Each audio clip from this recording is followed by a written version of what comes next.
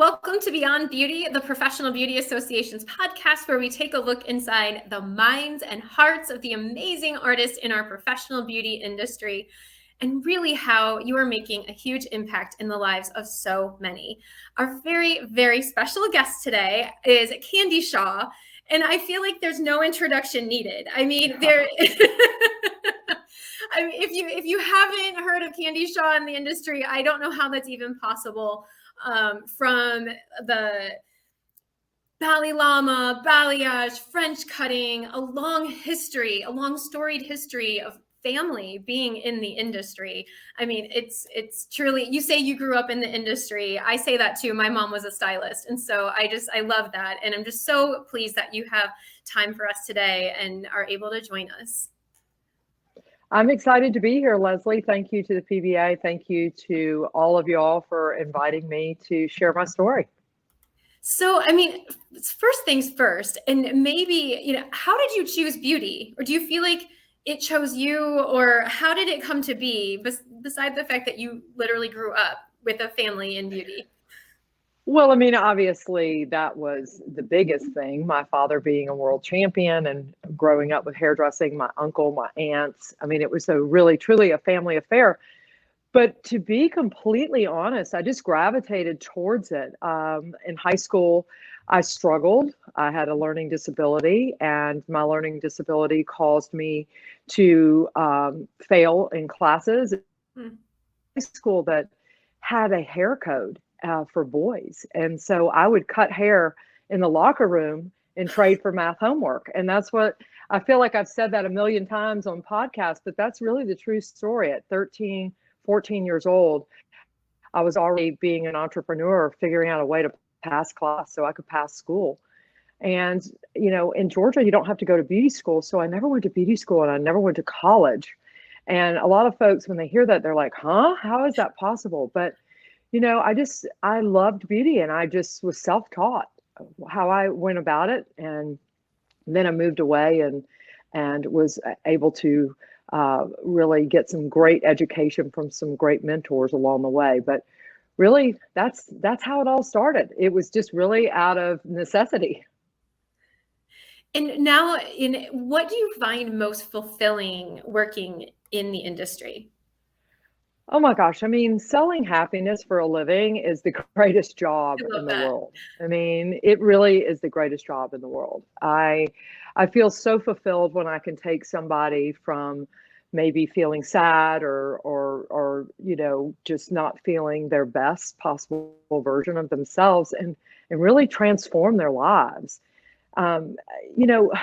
Very few people in the industry have a license to touch, right? So we have a license to touch, a massage therapist, a nail technician, an artist, hairdresser, a doctor, a nurse.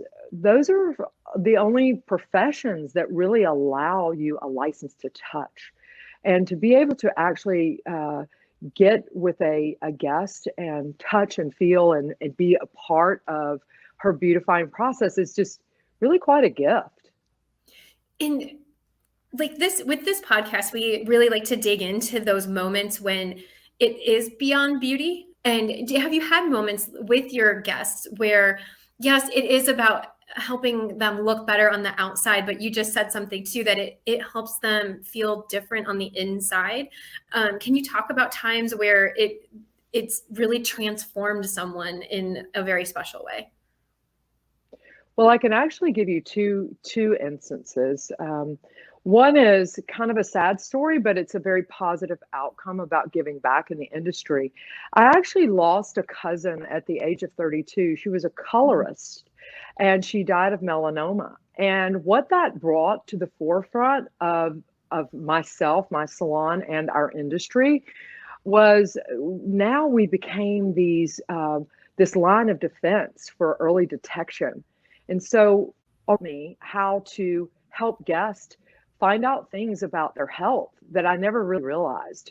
When you touch hair, when you see scalps, when you see skin, we are a first line of defense for a lot of things that they can't see. So in my career, my 40-year career, I have in many cases found basal cell carcinomas, things that are on people's scalps that have really saved their life. And I mean that literally, telling them to go to see a dermatologist, or noticing something different about their hair, their thyroid, things like that. You don't really realize how important your job is not only selling that happiness and beauty, but also the health of what we do, and why that is so important to really take someone's life into account, and always, put their health and wellness first. And now, knowing all that you know now and what you've been able to accomplish, what advice would you give to your younger self? Well, I would give to my younger self to get in the front row, quit sitting in the back of the room. I just taught a class this morning at a beauty school, and it just blows my mind how the students, there was 85 students, they all came in, and everybody took the back row, and then the row before that, and then the row before that. Yeah. No, even in church, I'm in the even in church row. They take on. But to me, I would say to Candy, get in the front row, ask more questions, volunteer more, stick your neck out, get your face slapped. I was just too cool for school, right? Literally and figuratively. But I would say to myself, you have so many opportunities to listen with the intent to learn. And I would say to my younger self, there are so many missed opportunities in my life when I was younger that I had no idea that it was right in front of my face. If I could dial back those years and just really have those opportunities to sit with some of these great iconic people of this industry who are now no longer with us and ask those questions, I would certainly do it. And what do you think have been the keys to your success? Because even if you said, you sit in the front row and you had missed opportunities, but then people would look at you. I mean, I do. You look at you and think, oh my gosh, you're like the pinnacle, the epitome of success in the industry on so many levels. What were the keys to your success, or what are continuing to be the keys to your success? Well, I'm going to borrow a line from a great man by the name of John Paul DeJorian, and that is that successful people do what unsuccessful people won't do. Mm-hmm. And really what I mean by that is my daddy always taught me to work 12 hours a day every day, which is a half a day every day, which is the keys to my success has just simply been grit. It's been hard work. It's been not giving up. It's been taking no's and turning them into yeses. I often say, if you haven't told me no in this industry, you're probably a nobody. And I literally took all the bricks that were thrown at me as a woman, as a girl with a learning disability, a girl that didn't have a college education or even a beauty school education. And I turned that into an empowerment of saying to myself, you know what? I can, and I will, and watch me. And that's really kind of been my catalyst for success, is just knowing that I have all the odds against me, and taking that and turning that into the freedom of owning my own time and owning what it is that I want to do with my life. And that's what I love about the beauty industry, is it affords you to travel the world and to see the world and to do things you never knew possible. And quite frankly, for me, it's I can't imagine doing anything but this. The kind of a fun question, you said you've been in beauty 40 years and that spans your career. Do you have a favorite decade for beauty in general, whether you were alive during the decade or not? Well, actually, when I read this question, when you sent it over, my mind definitely went right to the 80s. And the reason is because I have the biggest, curliest hair in the world. And do? Most people think my hair is silk. I had, Michael Bolton would dream to have my hair back in the 80s. And so I loved the 80s. I thought it was amazing. Now, granted, there was more elegant times in our lives, the 20s, the 30s, the 40s. I look back on all that hair and love it. But I just thought the 80s were a really a time of real change in music, change in hair, change in dress. I mean, if you look back at the music now, even my own 3 children, love to listen to 80s music. And so for me, I would have to say the 80s because it was in anything goes. And I love the fact that was when people really started with self-discovery. I'm still floored by the fact that you have curly hair. Have you seen my son Jamison? Well, I had wondered That's my about where his hair. curly hair came from, but now I Yeah. know. I've just, as long as I've known you, you've had that beautiful sleek bob, and yeah. Amazing. Well, don't go swimming with me because you're going to see something completely different.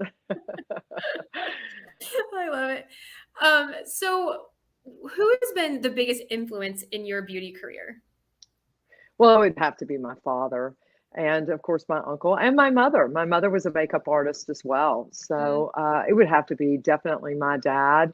I certainly have a long list of people who have influenced my life.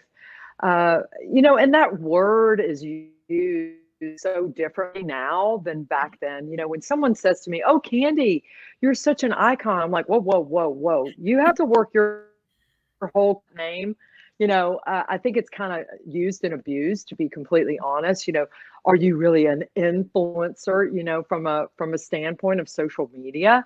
I mean, yeah, you might influence in the moment, but let's face it, the forefathers of this industry and the women who paved the way for us, I really wish that the younger generation knew more about the changes that they were able to instill. And for instance, in balayage, just from a cap to a foil to a balayage.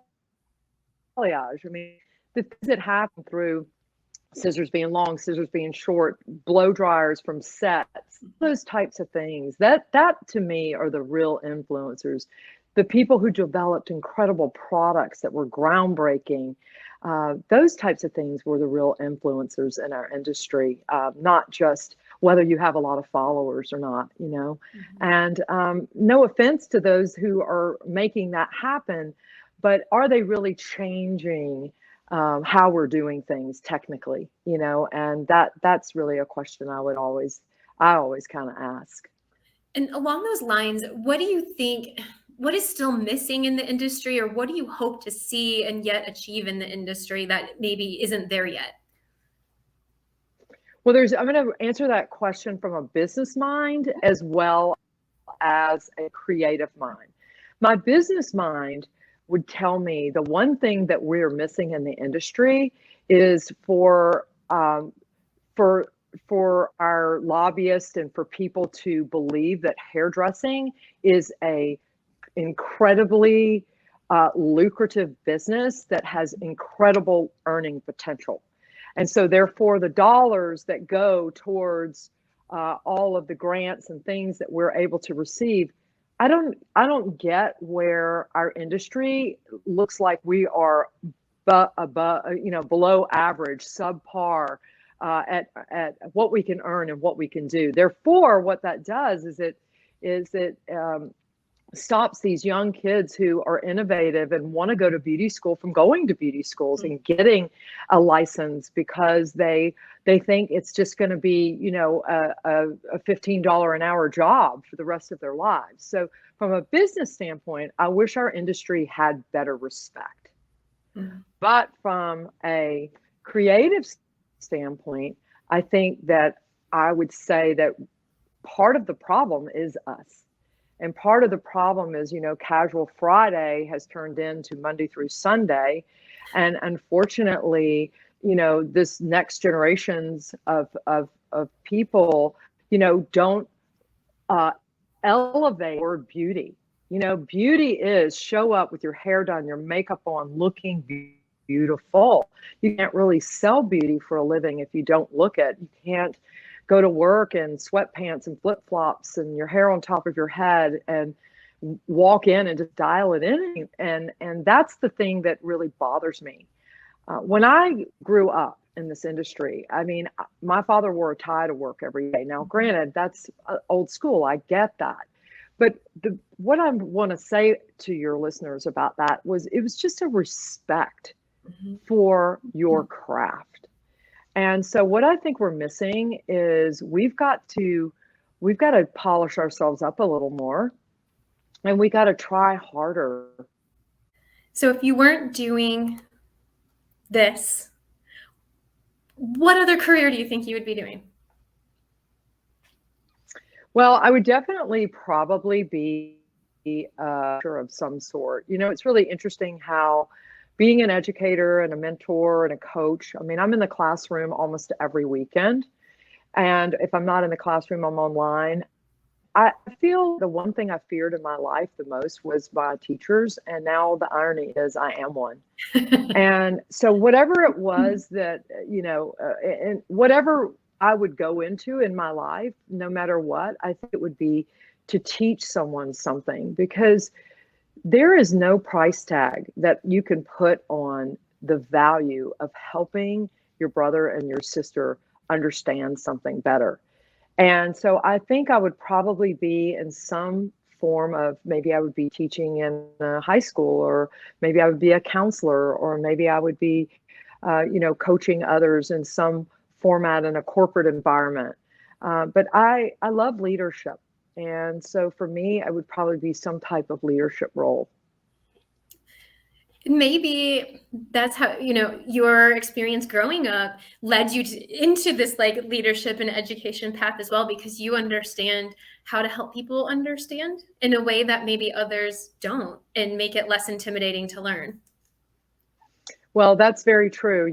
Having a learning disability has been a true gift for me, because it's made me look at things from a different light, and it's actually taught me so much about empathy for people and understanding that we're all different, and it's important to embrace those differences, whether we get it in the first go round or it takes me 10 times to show someone. I feel like it's my moral responsibility to help those who struggle. And so you're absolutely right. I think no matter where I would have landed, it would be somewhere in helping others who might be struggling. Awesome. And final question, what's next for Candy Shaw that you can share? I know some people are like, well, I can't share just yet. Oh, no, I'm an open book. What is next? Dinner. No, just kidding. Honestly, what is next is a lot more of where I'm at. I am certainly moving into more development of my products and branding, and Sunlights Balayage. Of course, teaching is my true love. Being an educator is my true love. So I'll be doing a lot more of that. What's next is I've always focused on developing what's needed in the moment. If you look and study anything about my brand or who I am, I really products as needed in the niche and then of the trend of the moment.